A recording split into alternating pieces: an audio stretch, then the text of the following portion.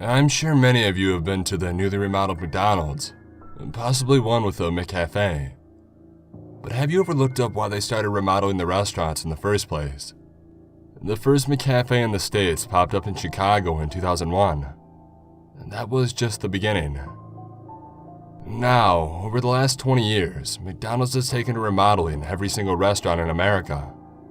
Most of you might even be asking yourself how long it's been since you stepped into an original McDonald's.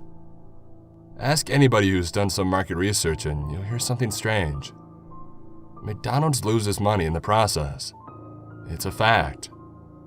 The new furniture isn't pulling new customers, and the McCafes can't sell coffee that cheap and even turn a profit. Look at Starbucks prices and you'll see what I mean. Stakeholders say they wanted a more adult vibe for the restaurant, a classier look for a classier America. It's a wrong answer. Google it right now. What is McDonald's target age group? It's children and teens, it's always been. So then, why did they start all these remodels? Why would one of the largest corporations in America spend over $1 billion on a terrible marketing strategy? Well, that's where things start to get interesting. Let's start with the play places. If you can remember, almost no two play places at McDonald's were identical. Some of them were actually really fun. I know I had a few favorites. Well, some of them were also really dangerous. The first gem I could find was the Carousel Play Place in Lancaster, Pennsylvania, back in the 1980s and got shut down mere months after opening. Little information was given about why they closed. The lot has been vacant ever since. If you can find the right connections in Lancaster, though, you might be able to read an article that didn't make it to print. Children would play on the merry-go-round in ways they weren't supposed to, you see. They're kids, so of course they would. But well, one day, a few kids managed to crawl underneath the thing, but they never came back out. The whole incident was so heavily guarded by McDonald's PR, you'd be trouble to find even a single person that was even there that afternoon. The only witness anyone could find had this to say. When they went under, a few parents started calling for help, and then something happened to the lights. The carousel kept getting brighter and then the music was deafening. I ran out of the building when the machine started to smoke, but I looked back through the window to see if the kids were alright, and all the employees were just standing there right behind the registers. They looked like they were still waiting for the customers. Weirder and weirder stories pick up from there through the years. Reports of children sinking into ball pits that should only be a foot deep. Mothers searching play tubes for their kids only to find a lonely pair of shoes. But the play place incidents were only a mere fraction of what had happened. Back in 1996 in Knoxville, Tennessee, there was a businessman of his 40s who went into a McDonald's restroom and remained there for 7 hours. Patrons noted that he refused to leave the furthest back stall. The police were finally called and they managed to break down the door. He was eventually restrained by paramedics as he willingly wouldn't leave the bathroom. As they pulled him out of the stall, he began screaming bloody murder. "Take me back! I want to go back!" But the moment he had exited the restaurant, he passed out. He had no memory of ever going to a McDonald's the day of the incident. The restaurant was shut down before anybody could inspect the stall he had shut himself in. However, anybody who used the restroom that day mentioned hearing several voices whispering things like, "It wasn't him. We have to go back. I saw you smile." And then there was the fry cook somewhere in Vermont back in '99 who walked into the middle of the restaurant and dumped scalding oil on himself without flinching or even saying a word. Several of the customers started to laugh and roll around in the burning oil. The manager had claimed that he didn't remember even hiring the fry cook and that he wasn't on the official paperwork. His name tag didn't even have a name, just numbers written on it. Once again, this McDonald's was closed without a trace. Most of the stories sounded like urban legends to me, but it never failed. Wherever I found a story, McDonald's had been shut down in its wake. Near the late 2000s, the number of cover-ups had become so frequent that McDonald's decided to shut all of them down and completely rebuild. Every single one. But of course, they still missed a few. I needed to see one for myself. I remember going in the old McDonald's as a kid, but that was before the frequency of the accidents. That was when it was still all safe. There is a small town on the way to my parents' home just off the highway. Orozco was its name. Maybe 100 residents. Completely untouched by the outside world, practically forgotten. It was completely pointless to even stop there, and they didn't even have a gas station or a rest stop. Not even a sign to let you know that you were close.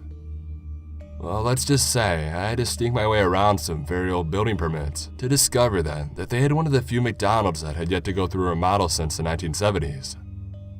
How lucky is that?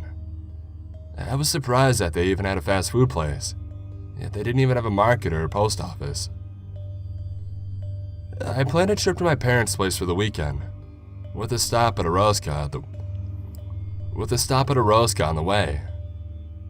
It was already dark outside since it was the dead of the winter, and I didn't get off of work until 5.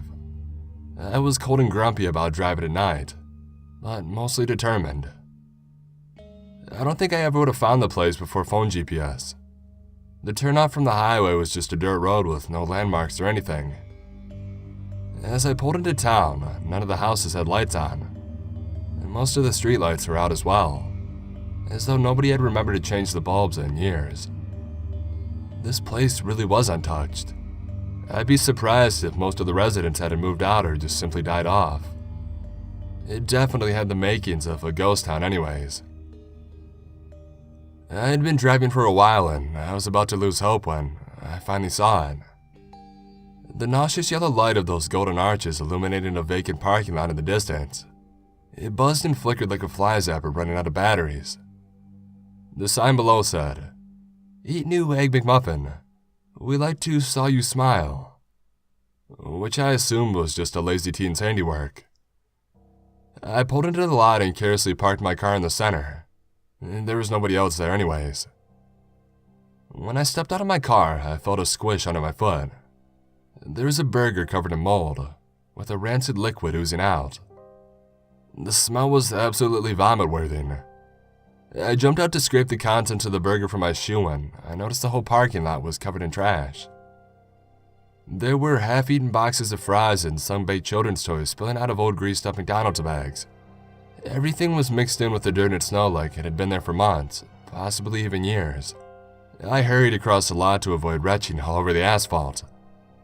As I approached the door, I noticed the windows were caked in dust. Somebody had taped a piece of paper to the door with the word "closed" scribbled across it in red marker, yet the sign hung from the inside clearly saying "open." Cautiously, I approached the door and I pushed it. An artificial bell hummed an old McDonald's tune that fizzled out on the last few notes as the door creaked open. I looked around the fluorescent lit room and I saw it was void of life. There was nobody sitting at any of the tables and nobody attending the registers. Somebody had left a tray on one of the tables in the back, but there was no sign somebody had been there. The inside of the building was at least a little bit cleaner. The toys on display by the counter were of characters I'd never heard of, likely from before my time. The whole place was covered in faded coats of yellow and red paint, and all of the tables had that classic McDonald's wood finish. The wood looked completely rotten, but slathered in coats of polish as a sad attempt to keep it looking new. All of it had a sort of green hue which contributed to the old lights. The most notable element, though, was a terrible burning plastic smell that stung my nose. I went up to the register. I felt like I shouldn't order anything, but I was hoping maybe I could ask someone a few questions. I waited for a good 15 minutes in silence. I shouted hello with only a muted echo for a response. I'd been to a few McDonald's with bad service in the past, but this was insane. With how dirty the whole place was, I should have expected this much. Just as I was about to turn around and give up, the cash register popped open. It was practically begging me to take a tip for myself. Besides, didn't I deserve a slight reward for wasting my time here? I casually walked over to it and saw at least a dozen 20s stacked high. Looking around to make sure that nobody was watching, I reached in to take a few bills when the thing suddenly snapped closed right on my fingers. The metal dug deep into my flesh, leaving a dark trail of blood down the side of the counter. I yelped in pain. Behind the counter at the other end of the grill was a first aid kit hanging on the wall. The lights were burned out in the kitchen area, but I needed a bandage pronto. I hopped over the table and I made my way to the back. The burning smell was getting stronger as I walked. I noticed the grill was covered in a thick layer of grease, completely unsuitable for cooking. I passed by the frying station and the oil was filled to the top with maggots. I quickened my walk to the first aid, hoping to get patched up and out of there as soon as possible. I was starting to realize that this restaurant definitely was not open for business anymore, and I probably shouldn't have entered it in the first place. I opened up the first aid kit and had to swallow some vomit. The cloud of mold burst out from it in every direction, followed by the same bubbling black ooze that was on the burger outside. I started coughing and waving my hand in the air to clear the mold dust floating around. The same bell that I heard playing that McDonald's tune started up again as I steadied myself. I assumed that it was broken like the rest of this dump. I looked back towards the counter and noticed everything seemed farther away. I must have been disoriented from losing blood and that awful smell. I looked down at my hand to see how bad the wound was and my eyes widened. There was no wound on my hand at all. I rushed back towards the counter in a panic when something under the stove caught my foot and I fell. In the darkness, my eyes started to adjust and I saw the outline of a body. Somebody was under there. Maybe they were unconscious and needed help. I yanked at the person's arm and a half-decayed body slid out across the floor. They were wearing a McDonald's employee's shirt with a name tag that read numbers. Their mouth was contorted into a sickening grin, but their eyes were screaming. I tried to shout, but no sound would come out like when you're trying to wake up from a nightmare. As I scrambled to get up from the counter, the lights had started to dim and the McDonald's tune was getting louder, the notes fizzling and distorting as they played. Once I had gotten my grip of the counter, I froze. Since entering, I never looked at the side of the restaurant opposite the counter. There was a play place. The glass that separated the main restaurant from the play area had dozens of bloody handprints smearing down towards the floor. The tube slide was caved in with chunks of red liquid spurting out from the tiny hole left at the bottom. There was a row of nooses tied to the monkey bars in the corner, with the employees wearing the same number name tags hanging from them. The tables around the perimeter had skeletons with rotting food left in the trays, some of the food hanging from their mouths. I looked out in horror, too shocked to move. While the rest of the restaurant went dark, a bulb in the center of the play place continued to glow like a carnival spotlight. Below it was a massive ball pit, barely able to contain all of its colored plastic balls. It was smoking under the blaring white light, making that awful burning plastic smell. The balls began to rattle and fall off the edge when something inside started shuffling around. I wanted to run away so badly, but my body refused. Then suddenly, the music went dead and the movement stopped. A yellow glove slowly crept upward from the pit below, writhing its fingers as it went. A connected red and white sleeve came after it, slowly alternating colors as they appeared from underneath. The arm continued to reach towards the sky, growing more and more, while its joints popped and cracked like breaking branches. And by the end, that arm had to be at least 6 feet long. It finally reached for the lit light bulb on the ceiling with its gangly gloved fingers and began to twist it loose. I broke into a sprint, jumping over the counter and toppling chairs as I went. That last light went out just as I got to the exit. I ran through the door, breaking the glass in the process. As I rolled into the parking lot, I heard a distant scream, and then something whispered right next to my ear in dead silence. It had that same tinny distortion as a McDonald's tune. "Come again. I want to see you smile." I haven't told anybody about what happened that night. There was an article online saying Araska burned to the ground a few days later. I don't know if it was a cover-up or something else, but I'm never going back to find out. I didn't share this because I want you to get involved, by the way. I shared it to warn you what happens when you do. You can go to a new McDonald's, keep getting your Big Macs, get your McCafe coffee. That's all fine. They did something to the remodels to make them safe. At least for now.